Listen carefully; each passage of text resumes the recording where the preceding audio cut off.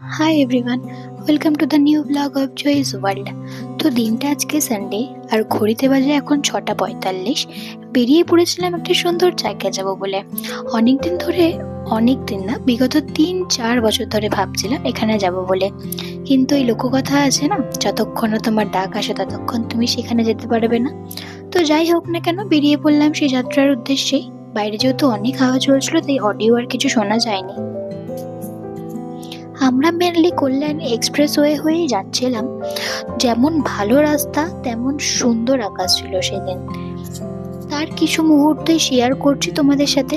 এমন মনোরম হাওয়া, প্রাকৃতিক সৌন্দর্য আর সকালের লং ড্রাইভ, দিনটা শুরু হয়েছিল এক আলাদাই শান্তি দিয়ে। सुना सफर पर प्रेम नगर है, मिल पाएंगे क्या हम तुमसे, जो रात बीती सुबह तो आई ना। তো 30 মিনিটে ঢুকে গেলাম সেই জায়গায়। সামনের যে দাদাটাকে দেখছো স্কুটি চালাচ্ছে, উনি আমাদের একটু হেল্প করে দিয়েছিলেন কিভাবে পৌঁছাবো সেই জায়গায়। শেষে পৌঁছালাম বড় মায়ের মন্দিরের সামনে। ঘড়িতে তখন 7:30 বাজে। রাস্তায় মানুষের ভিড় দেখতেই পাচ্ছ। তারপর পুজোর সামগ্রী আর ডালা নিয়ে দাঁড়িয়ে পড়লাম লাইনে।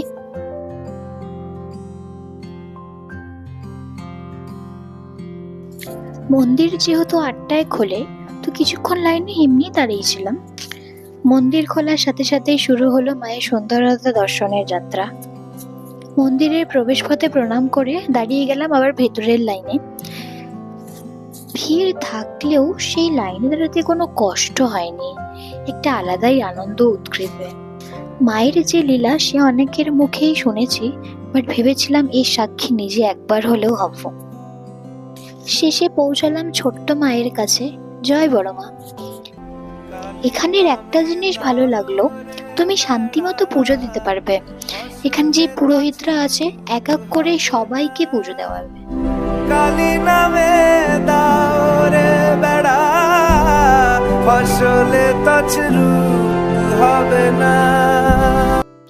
পুজো দিয়ে বেরিয়ে দেখা হয়ে গেল দুই বন্ধুর সাথে। তাদের একটু আদর দিতেই সাথ আর ছাড়তে চায় না। প্রসাদ খাইয়ে চলে এলাম लुटेरों ওদেরকে। का लुटेरा है चेहरा ये तेरा, हुआ है जो मेरी जान से प्यारा मुझे। ঘড়িতে তখন 10:30 বেজে গেলেও লাইন তখন যেন আরো বেড়ে গেছিল মন্দিরের বাইরে। পুজো দেওয়া তো শেষ, বাট আজকে একটা ব্যাপার হয়েছিল। সকালে বেরোনোর সময় বাইকে উঠতেই জামাটা গেছিল ছিঁড়ে। ভিডিওর কিছু পোর্শনে দেখতেও পাবে। বাট সেই ছেঁড়া জামা পরেই বেরিয়ে পড়া, কারণ জানতাম এই বাধা পড়লে আবারও যাওয়া যাবে না। সেই দিন আরো একটা জিনিস বুঝলাম, মন যেই কাজ করতে চাইবে, যতই বাধা আসুক না কেন সব কাটিয়ে এগিয়ে যেতে হবে। এবার ছিল বাড়ি ফেরার পালা আর আসার সময়ের কিছু মুহূর্ত। আজকের মতো ভিডিও এখানেই শেষ করলাম। চলো দেখা হবে নেক্সট ব্লগে। টাটা।